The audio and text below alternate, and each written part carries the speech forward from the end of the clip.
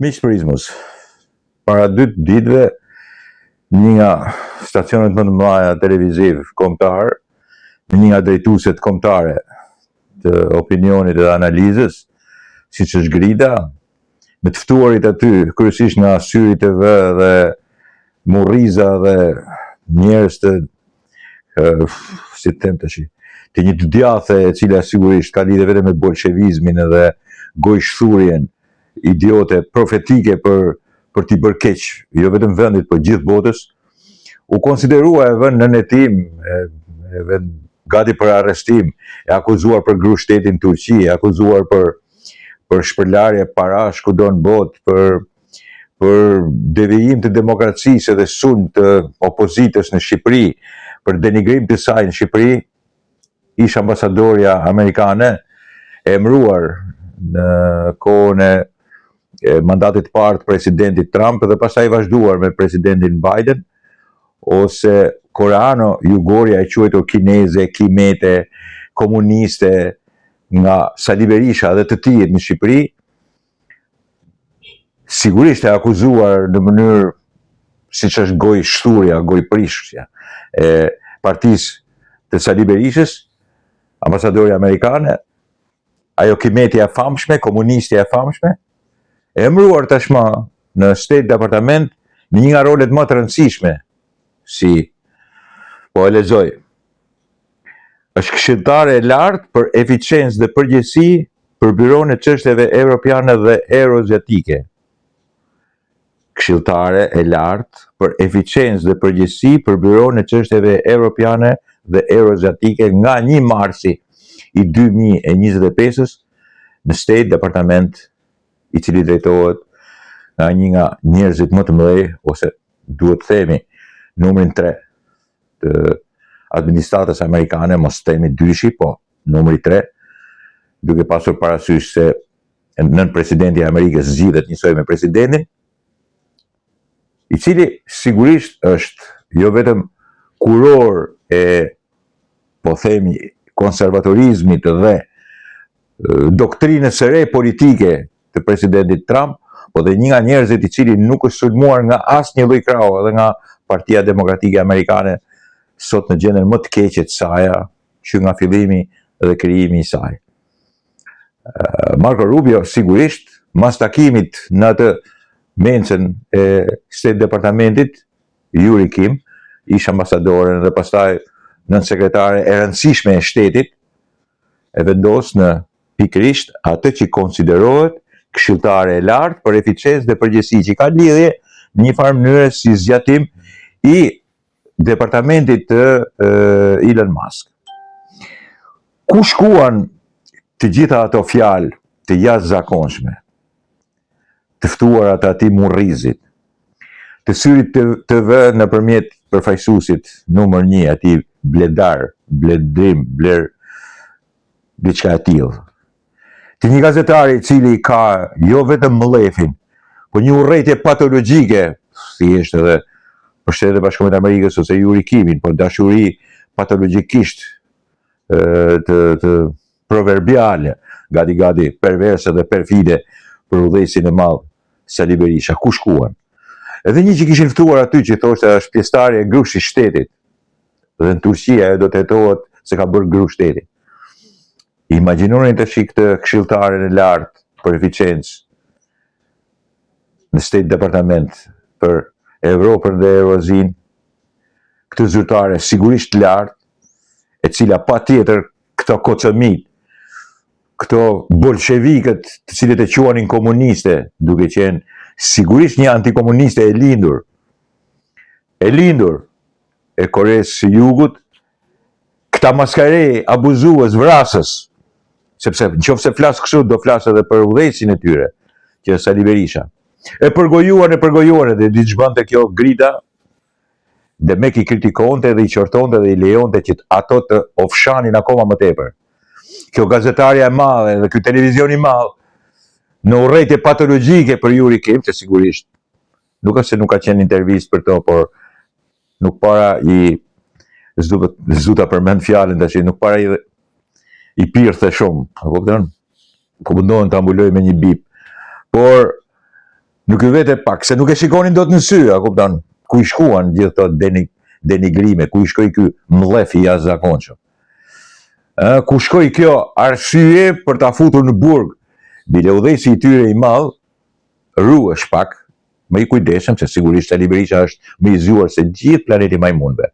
Sigurisht ai është presidenti i planetit majmunëve, përfaqësuesi numër 1, por sigurisht që ai është i madhi, i të mëdhejve, dhe për nga zgjuarësia gjithë tyre majmunëve përfshi edhe televizionin fjalë, edhe zonjën në fjalë, të cilën e sulmonte, kur kjo ishte mbyllur me Lulzim Basha dhe ca tjerë, me anë të vagabondave dhe horrave, që po t'i kishin kapur brenda, kush e di ku do t'i gjinesh fustani i kësaj zonjës.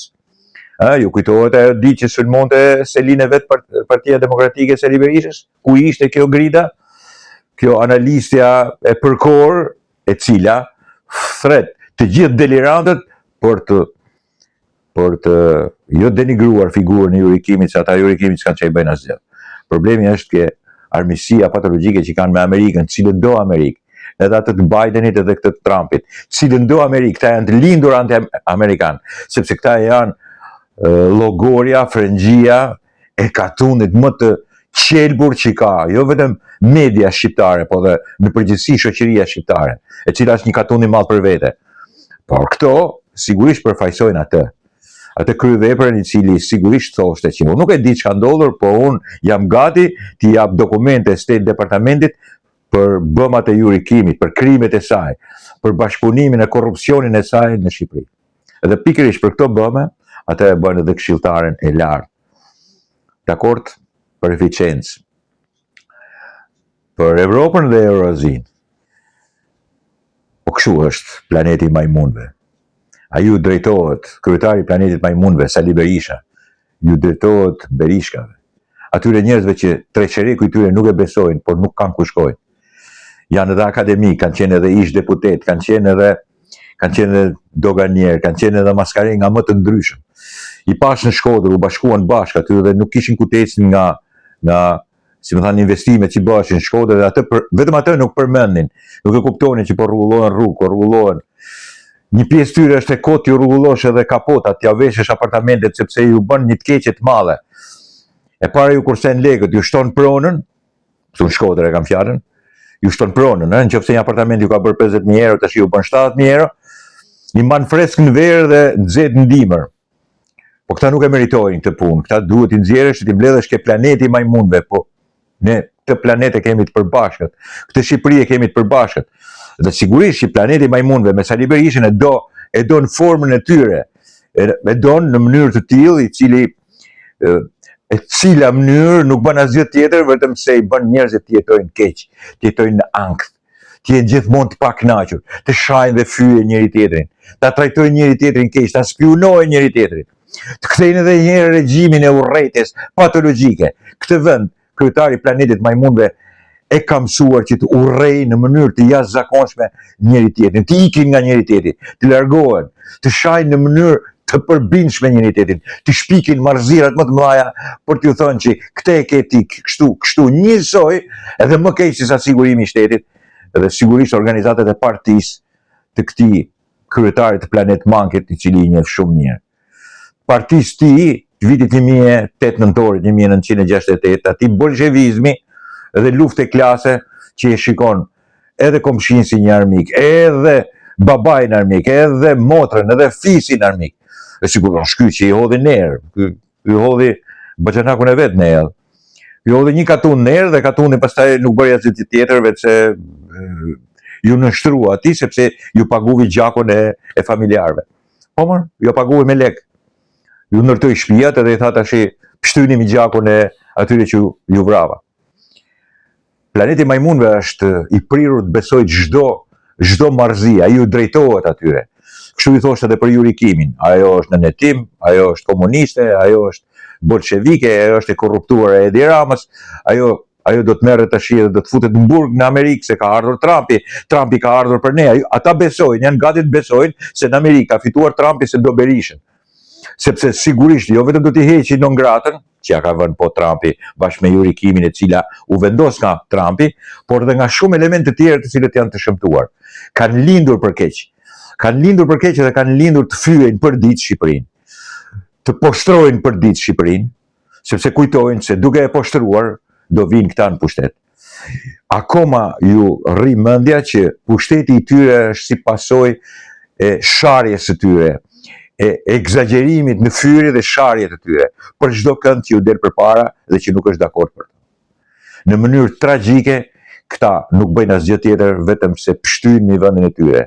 Ai ka pështyrë dhe mi demokratët e tyre, i ka çarë në 500 parti, i urren, i spionon, i bashkon, i largon, i hedh, i josh, i shkatron në parime, gënjen, mashtron, e kuptojnë të gjithë që ka mashtruar dhe ka gënjur, po e besojnë edhe marrëzinë më të madhe sepse s'kan rrugë tjetër. Ai i mbledh të gjithë. Dakord miqtë e mi, duke filluar nga Yuri Kim dhe duke përfunduar te marrëzitë më të mëdha në premtimet më idiote të botës, Planet Monkey është në veprim, po funi i këtij lloj planeti është data 11. Në datën 12 këta do të gëdhijen edhe një herë të lagur, të shkërruar, sepse dëdhjer, edhe gjithmonë krenar se do thonë na i vodhën votat. Do thonë që u bë krim elektoral, do thonë që mafia veproi dhe bleu demokratët, sepse sigurisht kur thua që kanë vjedhur votat edhe kanë blerë votat, ti akuzon pikërisht racën tënde. Nuk ka njeri në botë, më tepër se Sali Berisha se i ka fyer, i ka denigruar, i ka shpartalluar demokratët. Njësoj si Enveri komunistët, ai ka ndjekur në mënyrë të qëndrueshme të gjithë historinë e një stalinisti si Enver Hoxha. Ai që nga viti 1941 dhe derisa vdiq, duke pasuar edhe në xhmia dhe Ramizi, nuk bën asgjë tjetër veç se vran idealist dhe komunist. Kështu bën edhe Sali Berisha. Denigron, shan, fyen, vret, shkatron demokrat. Dhe përveç tyre edhe demokracinë në Shqipëri. Ndërsa Yuri Kim nuk është asgjë tjetër përveç se si lexova, ta lexojmë edhe një herë. Yuri Kim është këshilltar e lartë për eficiencë dhe përgjegjësi në Byroun e Çështjeve Evropiane dhe Euroazjatike. Dakord, planeti majmunëve. Monkey Planet, Planet Monkey. Kjo është e vërteta. Kurse ju vazhdoni të jeni Planet Monkey. Po të njëjtët, pa ndryshim, dhe po të njëjtët njerëz të cilët keni krye majmunin që ju drejton dhe që ju udhëheq.